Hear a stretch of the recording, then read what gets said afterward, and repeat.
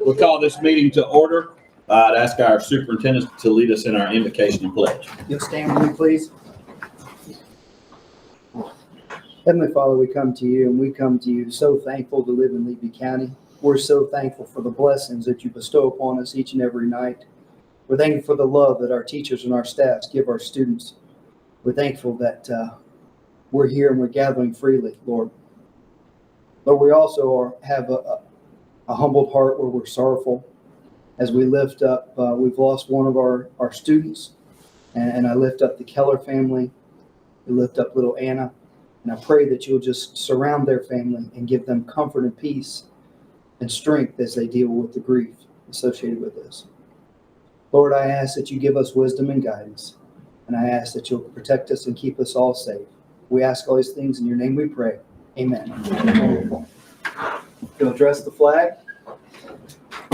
I pledge allegiance to the flag of the United States of America and to the republic for which it stands, one nation, under God, indivisible, with liberty and justice for all.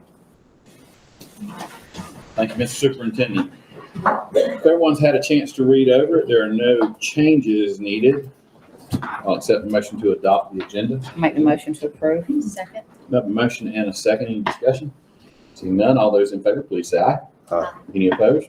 Motion carries. This time we'd like to see a good crowd here tonight. It looks good. If anybody has any comments they would like to make to us or bring anything to our attention that's not an agenda item, you are more than welcome to do that at this time. Remember, you can't vote on non-agenda items, but we always encourage public comment. Seeing none, we'll move on ahead. Mr. Superintendent. Yes, sir. A couple weeks ago, I guess maybe it was a month ago, we were able to celebrate some students in their outstanding academic achievement. So unfortunately, we have one student who was under the weather and couldn't be here. So the last thing we want to do is not reward somebody who's worked extremely hard. And so it gives me great pleasure to recognize Miss Madeline Garner, who received a perfect score on her 4th grade FSA math portion.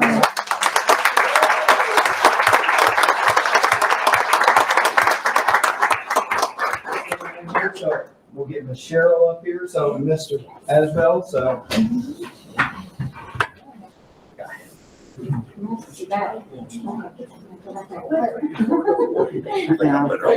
Let me get in the picture. I'm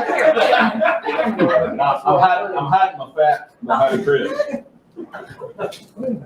Not that you're fat, I'm fat. Okay, we gotta look at Jamie. I'm not fat, I'm busting with pride for this Bronx Eagle right here. Mrs. Beecham, I always ask this question. You know what do you gotta have to spell best? B-E-S. That's up. That's it. And her daddy is a proud graduate too. Yeah. So, And her mama is one of our wonderful teachers, so we're thankful for all of them. Proud of you.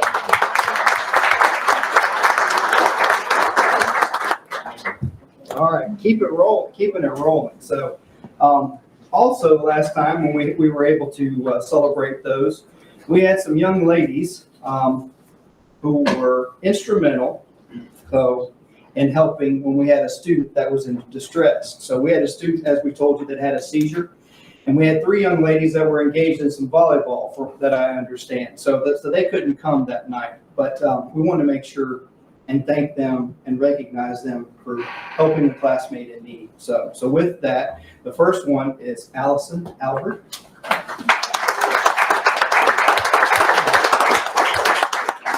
Congratulations to you, Miss Allison. So you'll stay up here, so we'll get a group picture of you 3. So the next is Miss Dana Hinkle.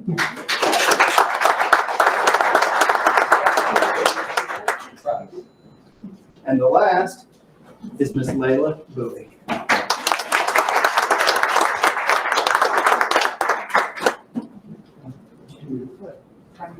Oh, Miss Brookins needs to get up there. And where's Mr. McClellan? come on, Miss Come on up Layla. here. Come on, Miss Brookins. Oh. Wait a minute.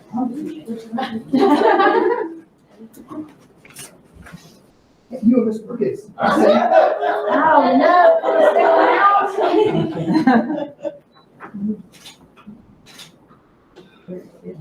Hold up. I've got a bum foot. Don't run off with it. Thank you, ladies.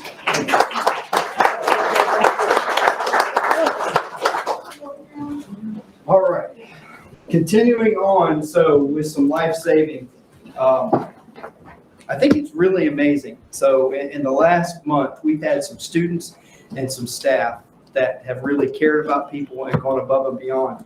And this is another instance in that. So, and I think, you know, one of the things that's unique about Levy County is that we do care about each other. So we're just big enough, but we're small enough that we're family, and I'm appreciative of that. So this came to me at a Bronson varsity football game at Bishop Snyder, and it's been a month ago. So, but we wanted to do this on a night meeting so we didn't have students missing class and or staff. A player left the field with an obvious injury. I believe the player was Anuri Montero. He laid down on the sideline motionless. I will not say that our coaches did not immediately check on him, but none stayed with him as he lay there. Several players checked on him and stayed with him, and when he remained motionless. One student, Mr. Kendrick Williams, ran for our trainer on the Bishop Snyder sideline. Kendrick was kind of chastised for doing this because the coaches said he would call for a trainer if one was needed. The trainer arrived, talked to the player, and just said it's a headache and walked away. Anuri had laid motionless on the sideline for 10 to 15 minutes, but Mr. John Miller immediately left the stands where he was watching the game to go with the young man. It was then that Mr. Miller ascertained that the trainer had failed to do proper concussion protocols and assessments. Mr. Miller, along with Jordan Taylor, one of our elementary teachers, proceeded to check on the injured player when they realized something was not right, and they demanded that the EMTs come back to check on the student. The student was checked by EMTs who felt he should be seen at the hospital, make sure he was okay. So the student didn't want to go. However, another parent and one of our employees who unfortunately was just in a car accident, otherwise they would be here, we'll recognize them later. Miss Carol Osteen volunteered to go with him, and he agreed to travel at the ER. That doctors ruled out a concussion, but were concerned about possible cartilage damage in his neck due to the hard hit. Mrs. Osteen and her husband, Mr. Osteen, also one of our employees, stayed with that student until his parent could drive at roughly 1:30 a.m. that night in Jacksonville. And after he was reviewed and released, he was with minor injuries. So I'm pleased that exceptional job was done by Mr. Miller and Jordan Taylor, and Kendrick Williams should be also commended for getting help despite being gotten onto for doing it, and the Osteens for being willing to stay with a scared student at the hospital until parents could arrive. So unfortunately, so we're disappointed. So it wasn't one of our trainers, and we're thankful that we have trainers. So, but it was the trainer on the Bishop Snyder trainer. So, but with that, I'd like to recommend, so Mr. Kendrick Williams come forward and get recognized.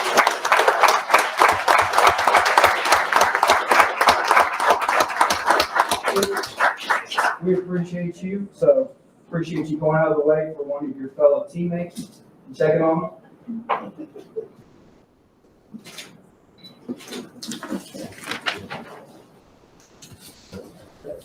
And with that, we'd like to present an impact award. Coach Miller, would you come forward? Coach Miller, we appreciate you going above and beyond and making sure that the young student, Mr. Montero, so was checked out, so received the medical care that was not given by the other team's trainer. So come on over here. Thank you for being an impact to Levy County students. So.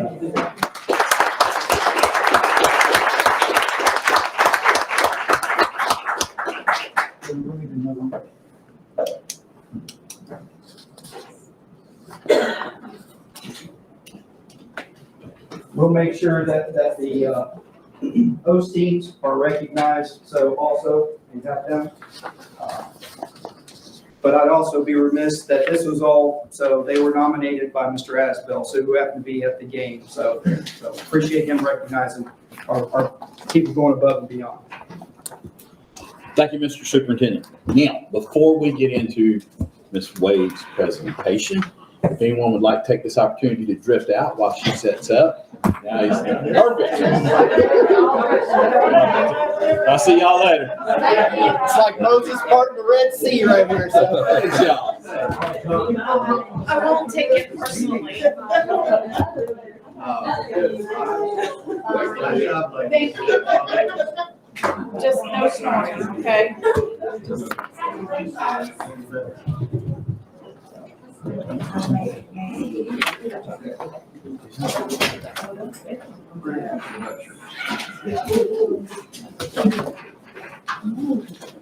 All right, I think that's stayed. Mrs. Wade. Okay, I hate following student presentations because, that's all the good news and then I get to bring us back to reality. So we're going to start with, we're going to do this in portions if that's okay. Or I'll recommend and then you guys approve and we'll go down the list.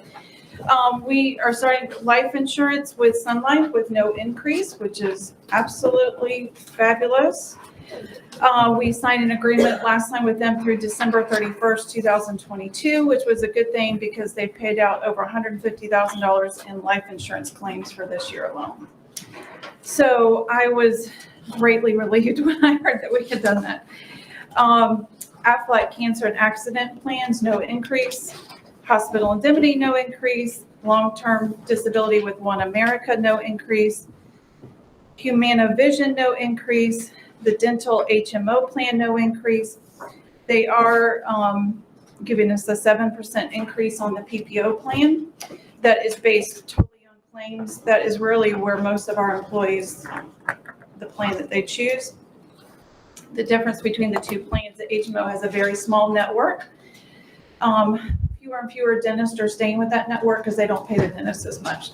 So they do the PPO plan, and it doesn't matter which dentist you go to, you can use that plan. So we have not had an increase on this in several years, so it's not unexpected. Can we approve that section first? I make the motion to approve. We love those no increases. Do I hear a second? Second. Is there any questions, discussion? So just for reality, that increases that per employee about $2.50 per month. Mhm. All those in favor, please say aye. Aye. Any opposed? Motion carries. Thank you. So now on to the health insurance. At this point in the year, we are 25% more in claims than we were this last year at this point. Most of it can be contributed to COVID, as we know has been prevalent the past year and a half, unfortunately.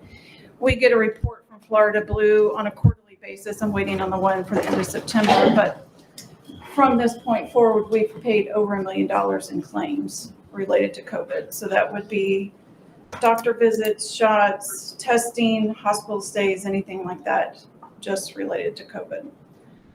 So we also have had some large cancer claims. That's what insurance is for. That's why people need health insurance and other things. So the recommendation was for a 13% increase. However, we did get approved for some money from ESSER funds, CARES Act. We would like to use that money to decrease the increase to 8% instead of the 13%. Who will cover the increase is up to negotiations, which starts in November. Any questions about this? I think when you and I talked, I told you that I thought it would be a higher increase. I expected more. So the ESSER's a one-time. There's a couple different ESSERs. There's CARES Act, and there's ESSER 1 and 2, and then ARP at some point. So what I'm getting at is this increase is it's not coming back away next year. So we're gonna fund it the first time with that, but there's gonna have to be budgetary additions. And my hope and prayer is that next year is going to be a much better year. And our rates are gonna go back down. Well, I don't know if they'll, but maybe we won't have such a large increase. We have not. The increase will be less, I get that. Yeah. So our yearly increases since we went self-insured. So when we went self-insured in 2014, Florida Blue hit us with a 28% increase for fully insured. And so that's why we switched. We reduced it to 18%. So the last couple of years have actually been pretty good. We knew this was coming at when I stood up here last year and we only had a 2.7% increase, none of us had a crystal ball of what was going to happen this year. And of course, it's a crystal ball for next year too, but we're taking this year as an anomaly. That's what we're going with, and next year is going to be much better. That's my purpose.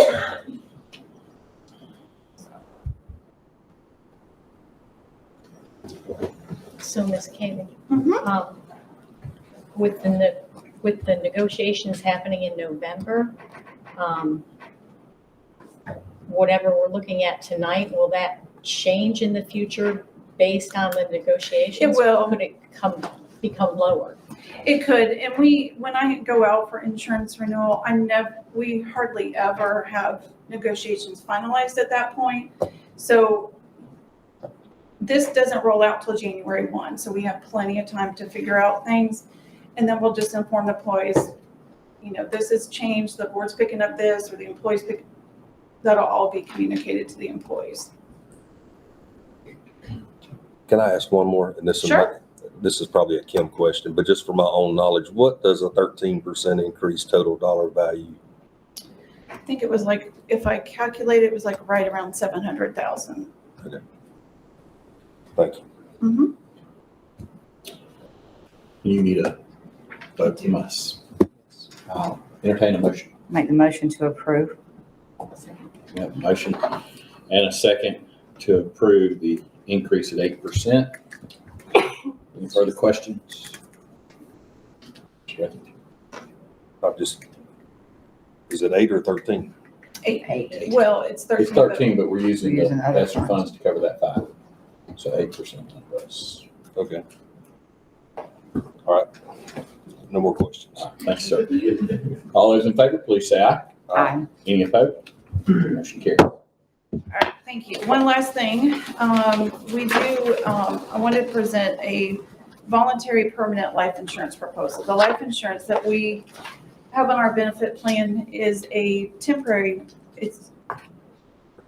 temporary policy. So if they leave employment, they cannot take it with them. The only thing that they can continue is the board provided health, life insurance, which is $10,000 if they retire, and then they pay their premium, and it reduces as they age. So I've been asked quite a few times during the years, like, do we have a permanent life policy that I can take with me and pay on my own later down the road? So I do have a proposal to present to you tonight for your approval. So let me give you some, and this would be voluntary, so the employee would pick it up. There would not be a cost to the board on this. Depending on their age, of course, when you're young, you can get as much life insurance as you want for cheap, and you know how that is. As we get older, it is harder to get life insurance. They will not have to do a medical screening. They will have to answer 3 questions. If they are a tobacco user, if they're under treatment for any major disease, if they've been treated for a disease within the past couple of years, because those are going to be qualifying events. They will not have to do a blood test and meet with a provider, things like this. Not going to have to happen. So depending on if you have an employee that's in the 17 to 34 age group, the least they can get is a $25,000 policy. The most they can get is $150,000. For $100,000, it's about $37.25 a month for that. And like I said, they can take it with them when they leave. As you get older, the maximum amount goes down, as we would expect. If somebody's in the 50-year-old range, the most they can get is $75,000. They can get some on their spouse and children. The max that they will go for a spouse is $50,000. As they get older, it goes down to $25,000. For children, they can get up to $25,000. Is there any limit to the age of when they retire? No, but when Would they, not be eligible for this? at age 70, well, it's 70. And then the most the longest they can keep it is 89.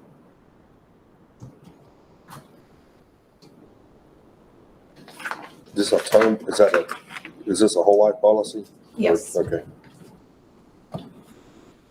the life insurance that we have now is term, and a normal employee that comes in is an open enrollment. There are no questions asked. It's $180,000, no questions asked. But like I said, they can't take it with them. And so,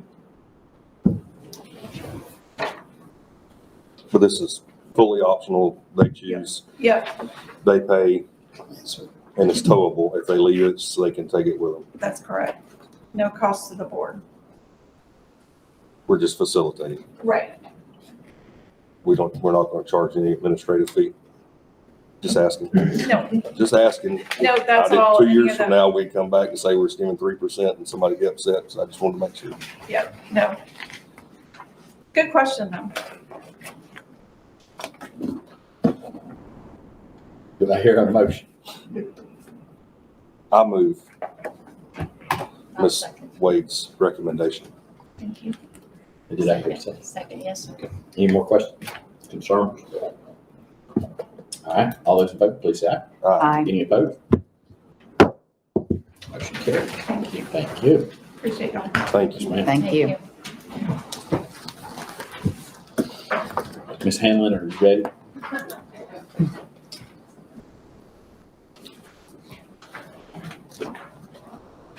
Included in your packets is your school improvement plan, so I'm just here to present to you today. One thing I do want to bring to your attention is a new addition this year, House Bill 7011 required, they're underneath House Bill 7011. There's a portion called RAISE, and RAISE stands for Reading Achievement Initiative for Scholastic Excellence Act. Mouthful. So within that act, they have 20 literacy support regions and teams throughout the state. And with that, the support person is assigned to your district to be able to support schools who are identified under RAISE as needing support in ELA reading achievement.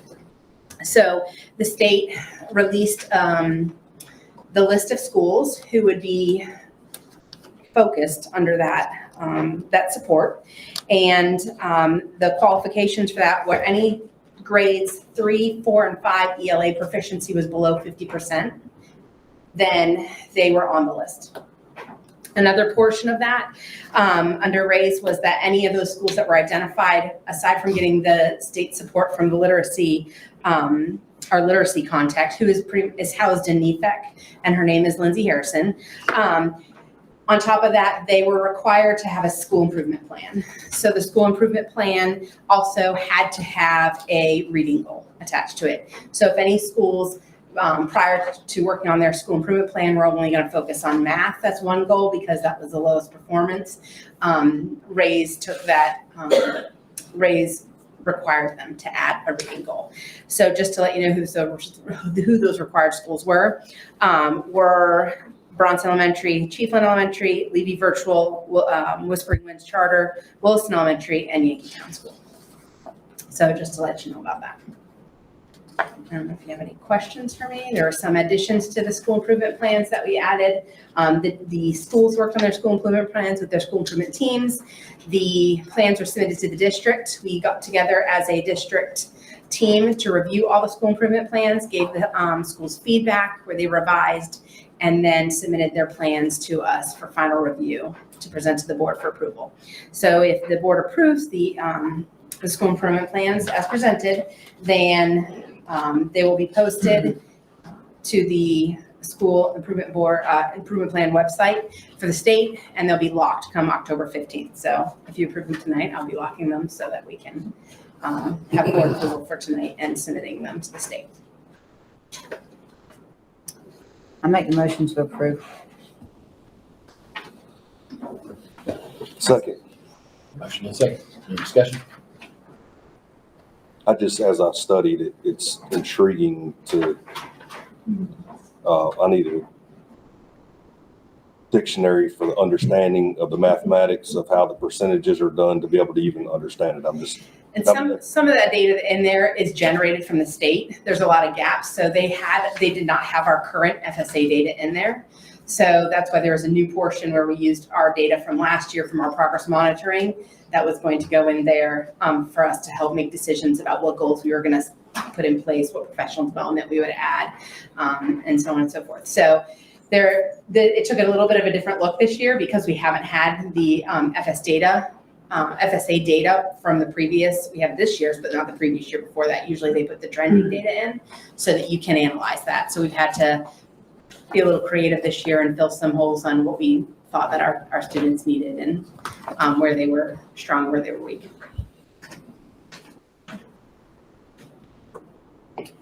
Any other questions? All those in favor, please say aye. Aye. Any opposed? Thank you. Motion carries. Thank you, Ms. Thank you, Ms. Allen. Thank you. I know that was a lot more work than what we just talked about. Yeah, it's a lot of work. It was. Superintendent. Yes, sir. Mr. Chair, at this time, so I'd like to introduce Mr. John Gilreath, who's here with DRMP. So, and John, we've got, it's going to be projected right there. So John is been tasked by the county and the board to help with redistricting. So I'm going to turn it over to him, let him share with you all. So, Mr. Chair, members of the board, superintendent, citizens of Levy County, it's wonderful to be here today. We're going to be talking to you about redistricting, which is a joint effort right now between the county and the school board. I'm going to give you an introduction about redistricting, the data that we're using for redistricting. We're going to talk about the timeline and the process involved in redistricting. We're also going to talk about the options. Today for the board, this is not a recommendation. This is not a voting matter. It's an informational presentation. Down the road, we'll talk about the process that will come before you for an ultimate recommendation and approval. And there is a timeline that goes along with that, which I will cover for you. So just for everybody's benefit, when we talk about the census data, we talk about redistricting. This is something that's being done throughout the country right now. Every state, every county, every city, every school board district is looking at their population data, looking at their voting election districts, and deciding where to change them. Some may not do it this year. I'll talk a little bit about that as well. But this is a best practice after every 10-year census count. In between the census counts, we use the American Community Survey data. So that's an estimate, but it's not as spot on as the 10-year census data that we like to use. Speaking specifically for 2020, the census data this year was delayed in being sent out to the municipalities. So because of COVID, because of a lawsuit with the prior administration, we would have expected to have this data in February or March of 2020. We got a summary data set in August. We were told that the full comprehensive census data set would be released in October. We still have not seen that yet. We're thinking sometime in December. We're hopeful. That does not mean we cannot perform this. We have a summary data set specifically for redistricting released from the census. So we're using the census data that they've released for redistricting, which includes total population and some demographic data. Again, it's a snapshot of our nation and our local communities. Starting at the smallest area, we're going to be talking blocks. So these can be city blocks, or if you're in a larger rural area, they can be larger than a city block. You move up into block groups and census tracts, which are larger swaths of land. They can cover neighborhoods or larger subdivisions. Those are statistical estimates. The blocks are actually what the census has reported. So we're using the blocks, but we're also using the block groups and even looking at census tracts in some areas for redrawing these districts. As I mentioned, this is being run in coordination with the county, the school board, and the Office of Elections. So we have some overall goals. Number one, we're going to review and analyze changes in population throughout Levy County. We're going to consider the citizens' input. We're going to consider elected officials' input for the drawing of these district boundaries. And ultimately, what we want to create are compact, contiguous, and community-focused districts. So compact. We don't want them spread out over long areas. It takes a long time to drive across. We want them compact, centered around, a compact region. We want them contiguous. We don't want enclaves, which means multi-parts of a district separated by one another. They have to be contiguous all in one district, and they have to be community focused. We don't want to split neighborhoods. We don't want to split through, say, we want to use a river for a boundary, but we wouldn't want to use it to cut, I guess. It's easier to show you, but really what we want to do is focus on communities, neighborhoods, the voting districts, demographics, to make sure we're not cutting through communities. That also includes municipalities, John. Including municipalities, yeah, and I will get to that in some additional data. That's a great point. One of the things, I have some additional data sets I'll show you, but we are using things like major roads, subdivision lines, the municipal boundaries. One of the things we heard early on was we want every municipality to be in one district. Currently, right now, you have Chiefland, Fanning Springs are split by districts, and one of the goals is to make sure every municipality is in one district, really to ease voter confusion, really. So you know, if you live in this city, you know that you're voting for this commissioner and this school board member. Specifically, how we're going to do this is we're going to look at the block group and census tract level data, as well as some additional data sets. We have 5 public workshops scheduled throughout the county. We had the first one last night in Rosewood for District 4 in the county, District 2 in the school board. We have 4 more scheduled. I'll have the dates and times to show you for these. We're also presenting to the Board of County Commissioners and the school board per the redistricting process. So we have a number of chances for input from elected officials as well as the public. In addition, we are about to release an interactive map. I gave it the seal of approval today. We're going to be releasing that so people can go online, zoom in down to their address and see the options specifically at their address, at their house level, at their neighborhood level. So for folks who can't make the meetings, they can be informed about the changes that could possibly be coming their way. We're going to provide at least 4 options. You'll see these tonight. And we're going to combine the comments that we receive for a final version for recommendation. Now, before I jump into the options, not everybody here is going to love every option. There may be something in one option that you like. There may be something in every option you don't like, but that's what we're here to do, to take input, hear input throughout the process, and give you back one final version that takes in all the comments that we've had.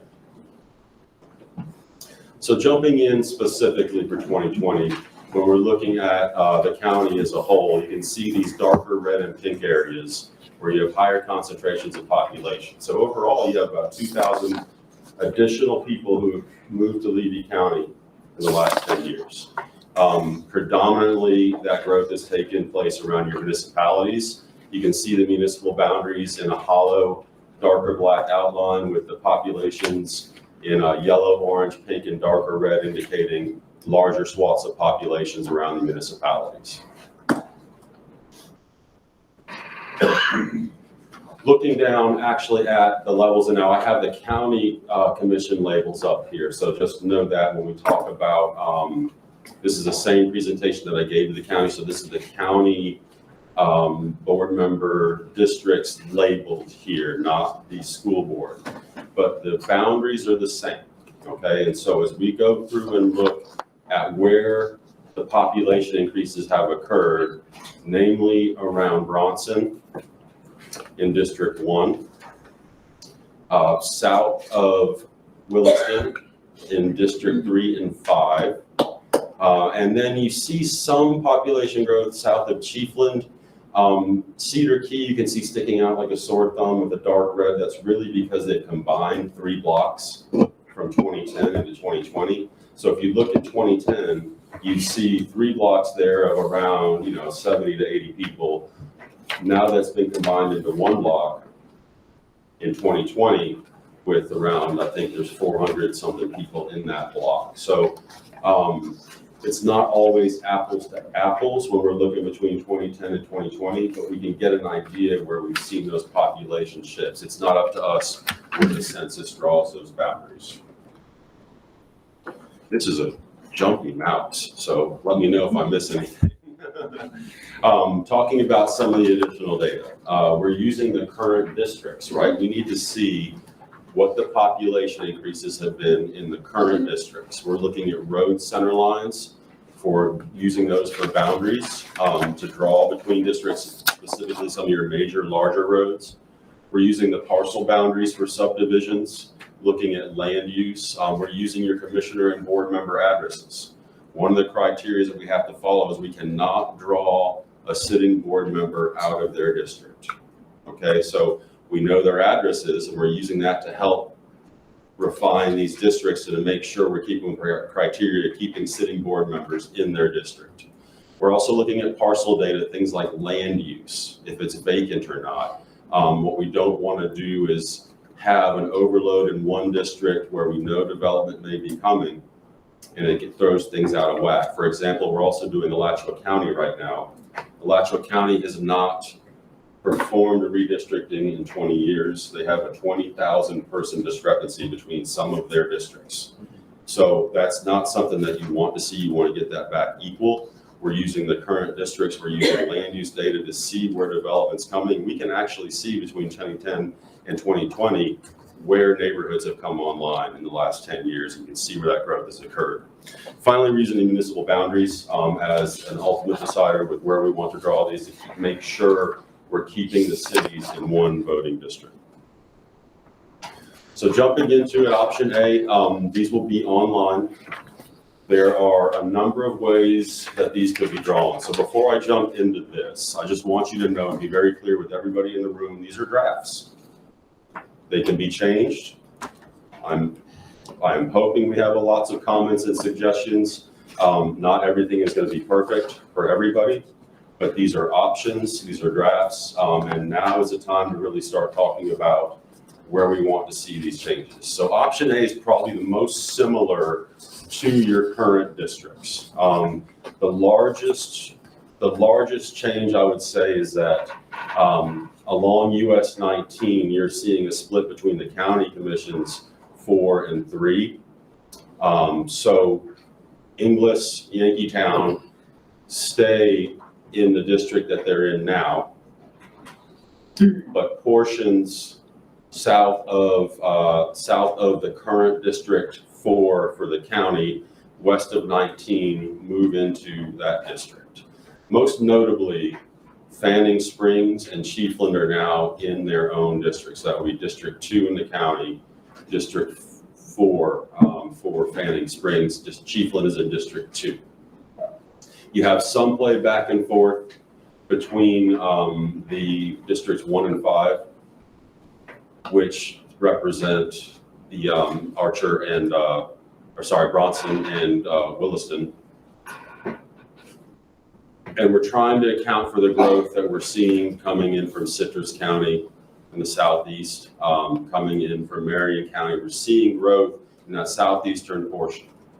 And so what we don't want to do is have District 3 or District 1, District 1 being the highest in this is not the worst scenario, but we know where development is occurring. You can see where the population growth is happening. Our hands are tied a little bit with District 4. I got a great question last night, and I'm going to digress for a second. I got a great question last night about District 4 being so large. That's because you have large swaths of timberland. You have large swaths of wetland and marsh where nobody reported to the census. And so you can see in District 1 that covers Bronson, it's tiny compared to the other districts, right? So District 4 is larger because of the population density. We look at land use in terms of development, but we're not looking at, say, timberland or wetlands as having a major impact on where we put these lines. What it does do is when you have an area like that without people, you need a larger area to get a total population, right? Our criteria is total population. So we're looking for total population balance, not the voting age population. That's a distinction that I want to make clear for everybody. When we talk total population, really what we're looking at is the variant from the average. And so you can see the range in option A. The highest is 8,663, lowest is 8,499. We want to be within about 10% And with this option, we're under 1% with a variance from the average or the ideal district goal. Move on to the next one. I could talk about these for hours, everybody, so I'm trying to keep it brief. Option B is a little bit more dramatic. As we start going through option B, C, and D, you see a little bit more change, a lot more changes, a lot more dramatic shifts in the zones, and that's because, as I said, we could draw these 20 different ways, right? It's a large jigsaw puzzle. And if you don't like any of these, I could come back with 4 more. We could come back with 4 more. We could come back with 4 more. But at some point, you're going to look at these and say, this makes no sense whatsoever. I think all 4 options are realistic. You all meet total population, but it may not meet everybody's criteria. So as we go through these options, I'm going to call out the highlights, and then I think there'll be some conversation following up from either the public or the board. But in this one, District 2 expands all the way to Archer Road, State Road 24, takes in portions north of Bronson. District 1 expands pretty far south along the county line to southeast 30th Street.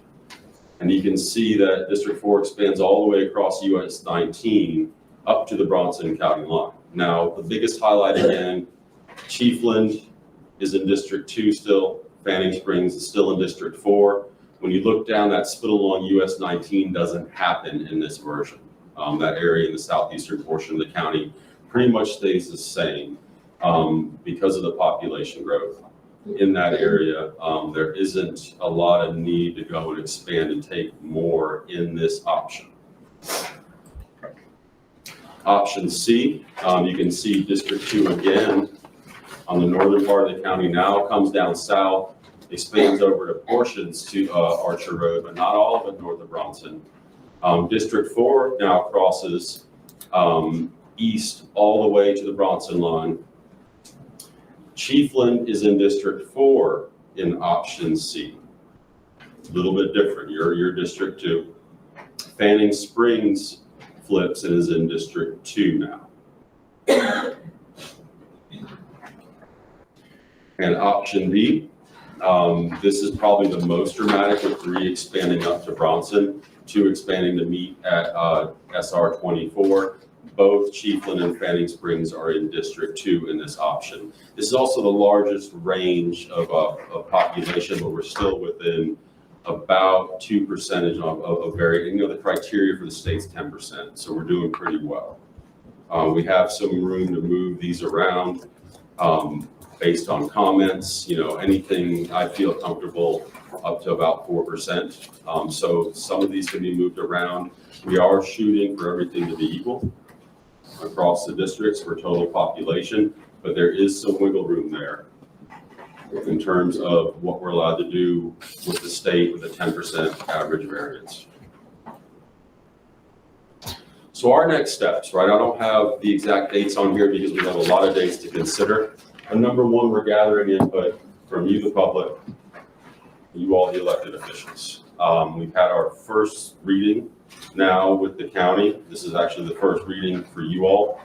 We're anticipating a second reading in mid-November and then a final reading and a recommendation in mid-December. We're having to do an accelerated timeline because of the late delivery of census data and because of the school boards, the state criteria for school boards to perform a redistricting in odd number years, okay? So you can't draw a boundary to exclude a sitting board member, and you have to do a redistricting process during an odd number year. That's to keep the redistrictings out of the election years for the school boards. So we have until December 31st to get this done with getting the data in October. This is an accelerated timeline everybody's having to match. Alachua County is doing it, Alachua County School Board. A number of school boards and counties are matching that timeline. It's not easy, especially because we have 21-day notices between the readings as well as the required public workshops. But we're trying to get the information out every way possible. We're trying to meet all of the timelines and deadlines as well as put out an interactive map for people to access to answer their questions. And finally, I'll show you the public workshops. We just had the one at Rosewood Baptist Church last night. We have one essentially every Monday through the second week of November. And we're having them at each of the districts. These were selected by the county and set up by the county. There's a call-in, as well as we'll be posting the interactive map link through the county. We'll give a link to the school board and the Office of Elections. So that information will be out there for everybody, as well as having these public meetings. And comment can be sent back to the Board of Commissioners email address. I don't have that on me right now, but I'll make sure we get that out. We just decided that at the late date, rather than creating a brand new address, you can email the Levy County Board of County Commissioners. John, we have an email address we'll use Okay. also, and we'll forward those to the county so they have copies of Okay. any that come to us. So Really what we wanted to do was make sure we spoke to you all before we put out an interactive map, before we said, here's an email to start getting comments. The timelines required us to present to the county and start the public meeting process. We wanted to get on your agenda as soon as possible. So with that, I'll stop. I know it's been a long day. I'm sure there's lots of questions. And I'll open it up to comment from the board. Two-part question. The first is because I've always thought it was odd the way the lines were drawn based on where the students went to school. Okay, so that just take half of the students in Williston come from south of Montbrook, all in that area, but I don't represent that area. Has there been any thought put about I guess the school board lines and the county commission lines when we get done are going to be the same? So it's always been odd to me. I mean, and I know this is in other areas of the county too, like Morston and Montbrook and North Romeo all associate with Williston, but they're in the district of English Yankeetown. sure. So when they get representation phone calls, the people that you think you represent, the people within your school, it's not drawn within the lines of. I just wonder if that consideration was taken into or could be taken into Well, effect. that's an excellent comment. You are a at-large Yeah. board, so truly and I know you know this, but just for the citizens' benefit too, that you represent everybody in the county. You don't have a district. You're not a single vote district. So you don't vote for a board member in your district. It is an at-large district. So you vote. Is that correct? Can I make a comment? Yeah, absolutely, yes. Supervisor I Glenn. know I've had this conversation with people, so I'm gonna use another county, for example. Dixie County has one elementary, one middle, and one high school. So technically, I know Levy County's been fortunate to have a school in each district, but really you all represent every single school in Levy County. So like Dixie County, you know, not each school board member has a school per se. You guys just have been fortunate to have that. So really the districts are set up because you have to run in the district you live in, and all voters get to vote for you, and you technically represent every school. So I I know, was just the reality of it is No, the I know. conversation, the people that we get I don't get very many phone calls from Chief, if you get what I'm Yeah, saying. yeah, It's from the area that and you represent. you can still take every phone call you get, if it's, you know. Oh, we do. I I just, do. it was So, just an I idea, know, so. I've talked in an interview about that, and I just wanted to make that a point, you know, you're not really representing a school that happens to fall within your district. Really, the lines are drawn, as John said, because we're at large, it makes it very different than if we were a single member district. Single member district would be very tough, because then you gotta make sure that only those people in that district vote for you. So that's when there's kind of, it's much harder to draw lines, I think, in a single member district than it is at large. That's correct. There's stricter criteria as well.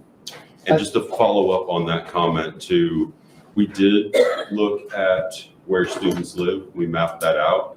But again, state criteria is very explicit. Total population, not even total voting, not attendance zones. If we were doing attendance zones, it would be a different conversation. But that being said, you would think that where the most students are, you have the greatest population density, right? Unless you were the villages, but yeah. But it is not the defining criteria for this, especially with the at-large. But that's a great observation, great question.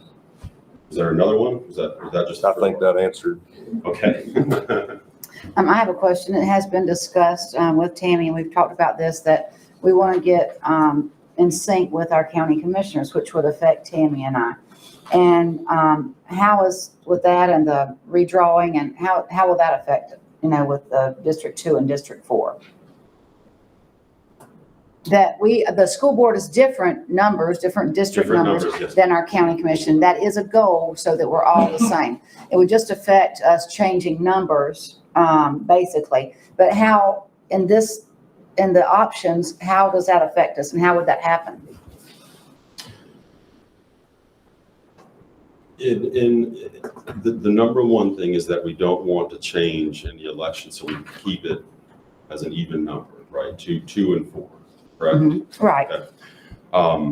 And 3 and 5. Beyond that, I think it's more at the Office of Elections would be saying, here's the new commissioner, new board member when you go to vote. You're going to be approving a recommendation, and that recommendation would include changing those numbers, the district numbers on your end.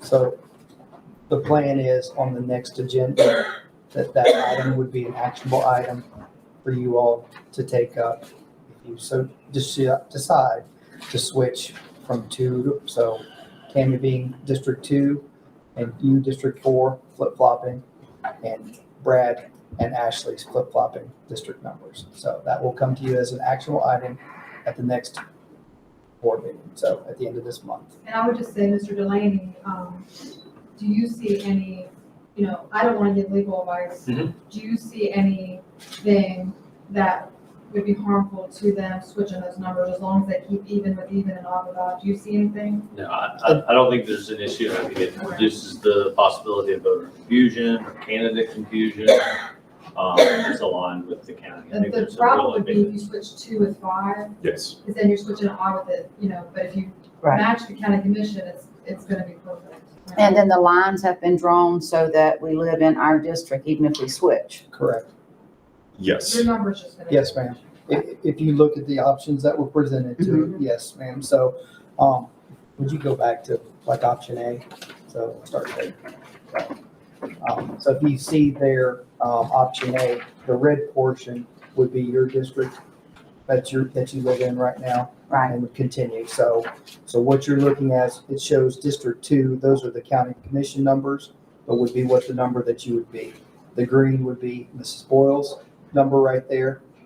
And then the purple, lighter purple here on the bottom would be Ashley's. So meaning she would go to 5. And then the, I guess, like a reddish, it's not really red, it's more pink, I guess. So would be Mr. Etheridge. So. In my mind, it's changing a number. I mean, the boundaries are changing a little bit. But it's changing a number. It's not going to change your election. I'm sorry to interrupt you.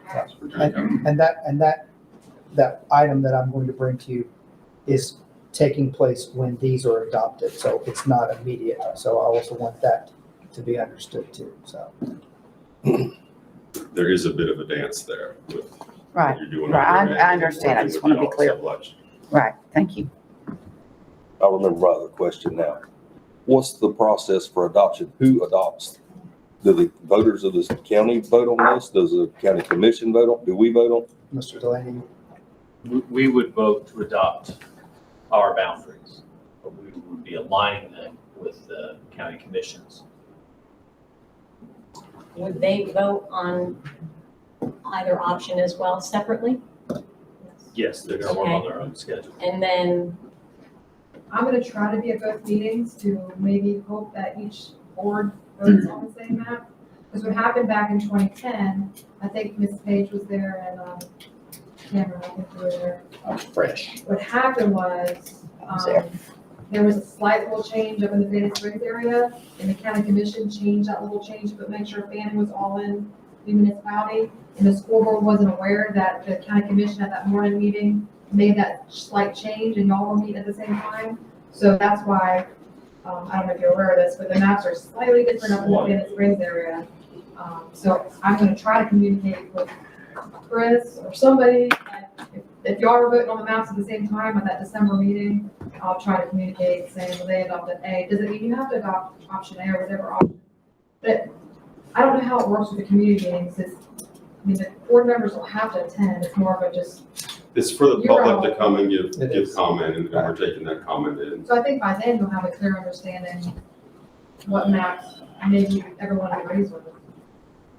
This is kind of my first time as supervisor doing it too, so as most of you are new, I mean, even though I've been through the process, my hope at the end of the day would be that both maps are the same for school board and county commission. And I would add on to that, that if we do, we are gonna be tracking changes that are made to tell you this was a change that was, if we make a change, if we get a comment saying to change this, we can show you where those changes have occurred, where these comments are coming from, what the comments are really trying to address. I don't anticipate running with two separate versions. That's not the goal of this, and that's not the direction I've had from the county. I don't know if now is the time to bring this up, but I will bring it up. Sure. And y'all can tell me, shut up, it's not the time. I do not like option C. That's okay. Being in District 1, any of these work for old District 1. I know which one I like best, but option C, I do not like, and here's why. And I know we represent all the schools, we're elected to represent all the schools. There's no school in Page Brook in this proposed area. And I know we represent all of them. But if you ask somebody in the general public, what school do you represent? Right. He represents Williston. She represents Chief. She represents our Bronson, Macon County. So I think it is important to keep a school mapped into those districts. Yes, I have no problem with somebody from Chiefland calling me and asking me a question. And I will tell them, no problem with the Williston, and I get those calls. We all get those calls. But I think it's important. It is important. That may not line up with the county commission. We are two completely different entities and two completely different operations. But I think it's important, however we go with this thing, there's a school in each region, district, whatever. And Mr. Chair, you'll be happy to know that that has been echoed by your citizenry already. I figured it would. We got pretty smart citizens. So staying inside the sunshine law, because this is, I mean, I know within this board, we have to do that within workshops, but with our county commissioners, we can have full-on conversations with our Yes. county commissioners about this. You could talk to an individual commissioner. No, not as Across different boards. What I would ask on my end is that communication comes through superintendent to me, just like with the county. I'm getting it from the county administrator. But I'm not talking directly with the board members. who it concerns. I'm essentially staff, and so I'll take direction from them. Just to keep everything. I'll just say it's a daunting task what you're doing, because we're trying to mesh two total different identities Very much. that operate in a lot different scenario and draw lines that makes it palatable to everyone. I wish the students hadn't left. I would have tried to sell them on what I did. Well, just let them vote. I thought they were here to see me. Well, just let them vote on it. I will say Mr. Gilreath has been very professional and been very beneficial and receptive in any conversations that he and I've had. So if you have any more comments or anything you would like to be passed along outside of ones that you have with county commissioners, so be happy to share any insight that you bring to it. So. Excellent. Thank you, sir. Thank you, Mr. Chair, members of the board. All right. Now I'd like to recognize folks from the Unity Family Community Center. You got an orange. Ms. Nashika, how are you? Hey, how are you?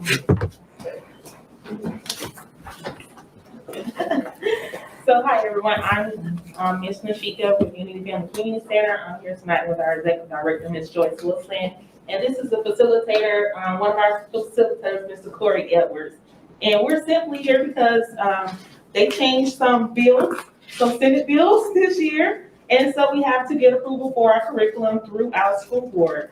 I have been working very close through the years with Ms. Angie Phillips, Miss Marion Hold'em. And so recently, I've had the pleasure to meet Miss Jamie and work with her. So we're here to present, I sent you all some information about our curriculum. It's called Choosing the Best. It's broken up into grade levels. So you have the information in your packets. Was there any questions about any of the information that we provided to you all in your packet? Oh, so the opt-out letter, I forgot to put that in. So our opt-out letter, we have already made up. This is the same opt-out letter we used last year. We just tweaked a few things, changed our curriculum. And this is what will be sent home with the students before we begin our classes. Like always, the parent has the option of signing this letter, sending it back to their student for them to attend or not to attend the class. If they don't want to attend, they don't send back this letter. Usually parents are good about sending it back if they don't want them to attend. If you notice this page right here, so it kind of outlines the changes in statute. Yes. So why we're bringing this to you. So, and this will be an actionable item. So approving this along with the opt-out letter, which will be placed upon the website. So it's easily accessible for our parents. So How's this letter distributed to the parents? it goes home, backpacked in the home. So, but it's also, like I said, it's going to be put on our website. So where a parent can easily click on there. So, and access it that way also. We haven't talked to the, we have an administrator meeting tomorrow, so we can also talk about possibly sending it as a reminder if parents would like to do that. Correct. So. With your expertise on doing this in the past, the bills that changed, do you see a benefit in what they changed, or We do. what do you think? We do see a benefit because we also do parent engagement nights. So that gives the parents, for the students that don't like to take things home and just go with the flow, that gives that parent, with it being on school websites and things, the ability to know that we're there, what we're doing. And then we also have a Zoom night where they can log on and actually see what their child is being taught for an hour. Yes, ma'am. Okay. I just want to say that we actually changed our curriculum from last year to meet the standards of the bills that was passed. So once we heard the bill passed, we started moving then to change our curriculum, met the developer of the curriculum. We sent him the state laws. He outlined the curriculum for us to meet the requirements that was in the law this time. So we can continue to provide the service to kids in Lee County. Thank you. Do I hear a motion? So moved. Second. We have a motion to approve and a second. Any more discussion? Seeing none, all those in favor, please say aye. Aye. Any opposed? Thank y'all very much. Thank you. We appreciate Unity. So they're good partners with us. So thank you. We'll now move over to our minutes, and I understand there are some changes. Yes, Mr. Chairman. Under Mrs. Tammy Bowles' section, I forgot to add that she presented an update from FSBA state and federal platform. So I keep talking. It's been a long day. Any other change? Any changes that y'all are aware of? If there are none, I will entertain a motion to approve the minutes. Make a motion to approve with the changes. Second. Motion and a second. All those in favor, please say aye. Aye. Any opposed? Motion carries. We'll now move to our consent agenda. Are there any changes to the consent agenda or the addition to? No, Mr. Chairman. We're gonna mix it up. We'll start down there with Ms. Boyle. Mr. Howard and I spoke early this morning, and all my questions were fully answered on the consent agenda. Mrs. Rookin? All mine have been answered as well. Thank you. Mr. Edwards? Might have been answered. I just make comment that I do this every year, but here we are in the middle of the year with resignations and we work with one-sided contracts a lot of times. Yes, we. all mine have been answered also. So, I feel like I've got a good understanding here, so I will entertain a motion to adopt the consent agenda. So moved. Second. We have a motion and a second. Any further comments, questions? All those in favor, please say aye. Aye. Any opposed? Motion carries. Mr. Superintendent. Yes, sir. A little somber. Our school board of Levy County family has had 2 losses this week. So Ms. Lake is not here tonight as her father had suffered some medical issues, and then he passed away from these medical issues. So on Monday. So please keep the Legler and Lake family in your thoughts and prayers. So it was a rough week for her. And along with that lines, so I can't quite remember exactly when it was, but I would have probably been a sophomore or freshman in high school. I had the pleasure of meeting Mr. Dan Faircloth. And Mr. Dan Faircloth served this district faithfully as a Christian and as a wonderful administrator, an FFA advisor, grad coach, guidance counselor, principal. I mean, I'm not sure what he didn't do. So a teacher and anything in between. And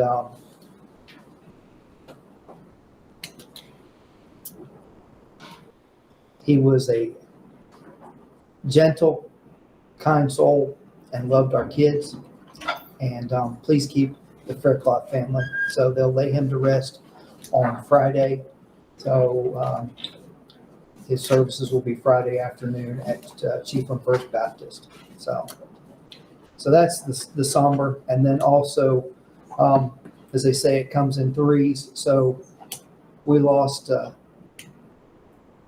special child in Cedar Key. She had not been feeling well, went home and had a medical episode at home, and she did not recover from that medical episode. So please keep the Anna Keller family. So it'll be a difficult time, so they haven't set any arrangements that I know of yet. So I think they're still working through some things, and I think there's some people that are reaching out to kind of help with them. And that's the most humbling thing when we have times of crisis like this, that people are willing to step up and be good community members and truly neighbors. So the positive, I won't steal Miss Boyle's thunder down there, because I'm sure she's going to talk about it. The gala is coming up October 23rd. Board members have usually been a silver sponsor, and would just like to seek approval from you all to continue on as silver sponsors as school board members. So, okay. Looking forward to a wonderful night with that. And then the final 2 things. So I'm thankful that our supervisor of elections is here tonight. So she's a good Bronson Eagle, but she's also a good Levy County person that is very supportive in all of our schools and does a lot with our students. And we're thankful for her for being here. And then just a tip of the cap to each and every one of you of what you do in our schools. And want to tip the cap to Miss Boyle, went to legislative delegation meeting.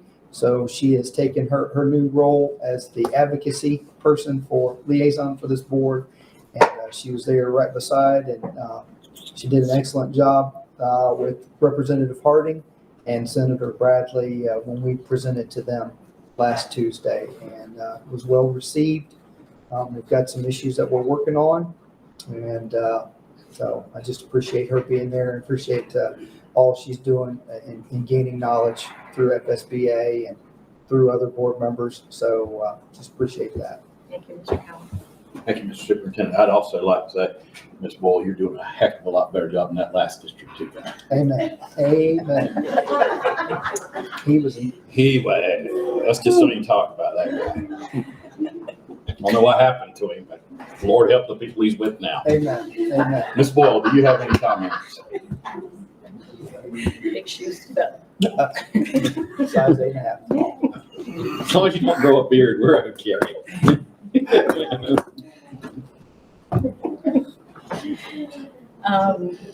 Let's see, volleyball is finishing up, basketball is getting started, cross country down in Cedar Key, they did very well. Some young kids, golly, I don't know how they can run in that heat, but they do it. You know, there's little sixth graders running out there.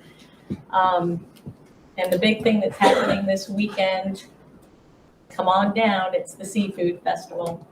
So that'll be Saturday and Sunday, and we'll be down there working the booths and Get you some having ice some cold water. seafood, except for me, I'm allergic to seafood, unfortunately. So, PTO's Yeah. got hamburgers. Yep, hamburgers, cheeseburgers and hamburgers.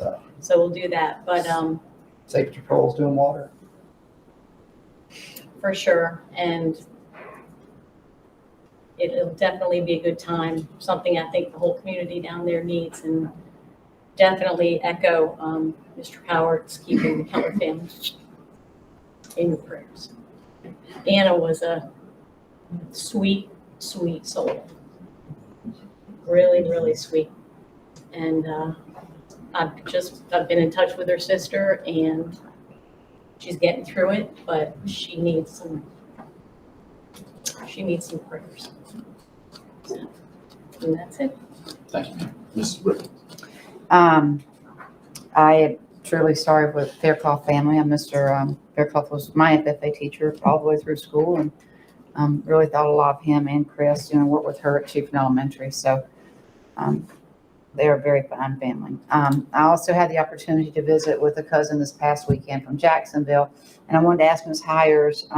She asked me about, do we have a lot of teachers leaving and, leaving schools? And we saw on our, consent agenda, people leaving in the middle of the year. That is very concerning. We want to keep them. What do you see that is happening? Are people leaving, or are we filling our spots, our teaching spots? We are filling our spots. As a matter of fact, tomorrow at our meeting with the admin, we are going to be discussing retention, some of the things we've been talking to a lot of different groups, other counties about that, what we can do to help bridge that gap. And there's a variety of reasons. People have family members that get sick, people pass away, they need to move, they need to relocate. So I can't say there's any one reason for that, but we will be focusing on that tomorrow. Thank you, because I know that we're all doing everything we can, and I do appreciate that. And I think it needs to be known too Can that I say, we certainly. do only have 8 teacher spots open, and I know that sounds like a lot, but if you compare us to other districts, Right, that is very good. it is, and I have spoken to other And some districts. of those will be filled in the next week. Good. Well, thank you, and thanks for all y'all are doing. And then Chiefland High School football is just doing wonderful and great, and a good team. And then I do have to ask, and I'm going to continue to ask Mr. Cowart about our Chiefland Elementary, our drop-off and our pickup. Because I do continue to get a lot of comments, and I want to know that, and I know we are, but I want to know that we are continuing to do everything that we can. We are, and I'll share that I was there last Wednesday or Thursday morning. I can't remember what day it was. And every kid was dropped off by 7:55, and it was 222 cars that came through there. So everybody was on time. They've made some minor adjustments with adding some extra staff out there. And so they're doing some things to continue to help alleviate that. It is most assuredly a cause of COVID that more people are dropping their kids off instead of riding the bus. We'd love for them. So Mr. Masters does a great job. I'd love, as you get those phone calls, to encourage them to send their child on the yellow dog. So we'd love for them to chauffeur them.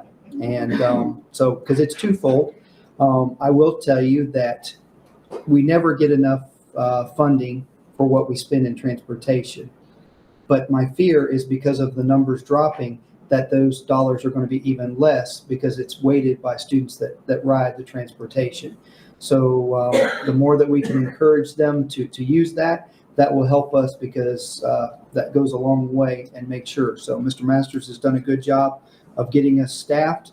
I stay on him to help maybe get a few more drivers so we can keep him off a route. But he and Joe really step up in a time of crisis, and they're on a bus and do a good job. So, but I do know we are working on that issue and continuing to look at it and evaluate things. So we do also have a special facility project that's going on that does have a lot of resources tied up to it.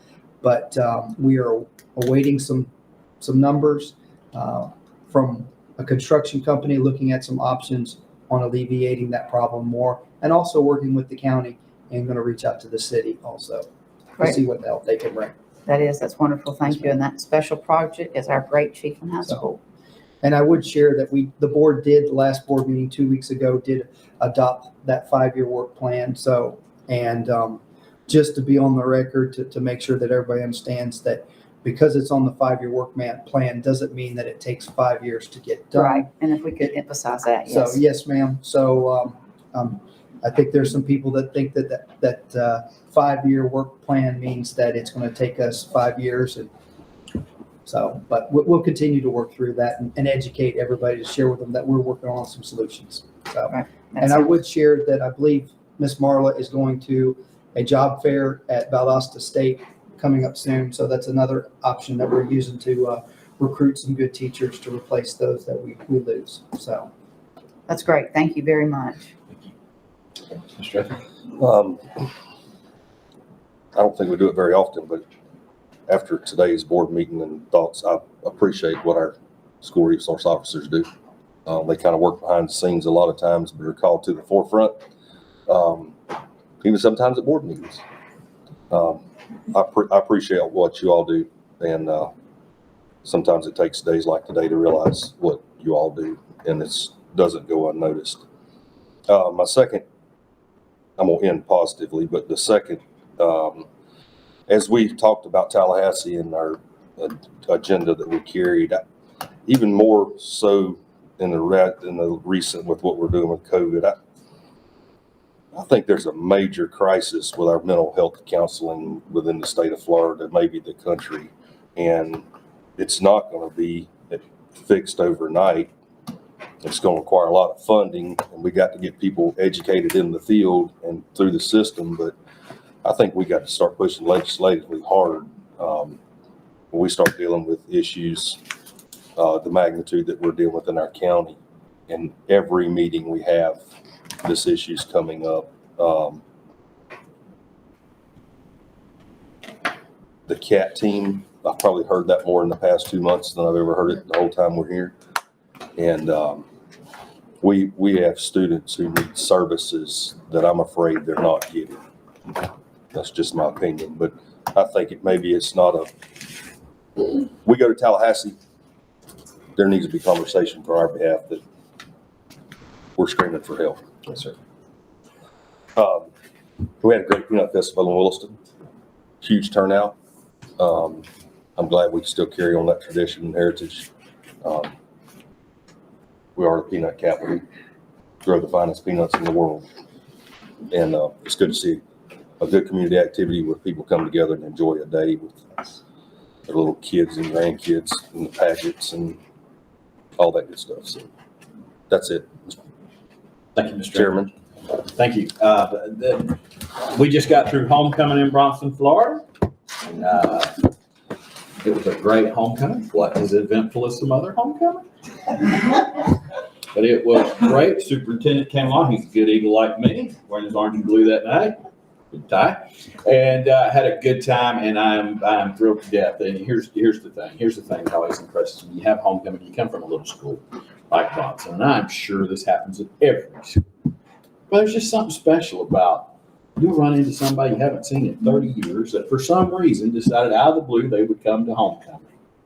And it's wonderful and it's tragic because some of those people have held up better than me.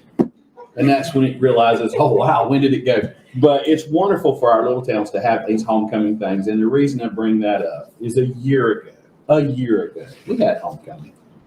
But there was this cloud hanging over homecoming. Everybody was worried, am I gonna get sick? What am I gonna do? On Bronson, we're naturally tougher than everybody else, so we knew we'd be okay, just like this year. But in places, and it wasn't like that, but at Bronson, we had a great homecoming, and the school did a great job. The town does a great job working together with the school. This year, we did something a little different. We decorated around town for cancer awareness. That was the focus of homecoming this year. We got a lot of attention. Our grand marshals were 2 people that were cancer survivors. And we have, we all know somebody, we all have a friend, we all have a family member, we all have somebody that's been affected by cancer at some point. And we have a person here tonight that we all dearly love that's been affected by cancer, and thrilled to have her. And anybody ever hit you up with a little jar, give a little donation to that, do it. That's a good cause right there. It affects 1 out of every 3 people, I believe. So it means look to your left, look to your right. Get you.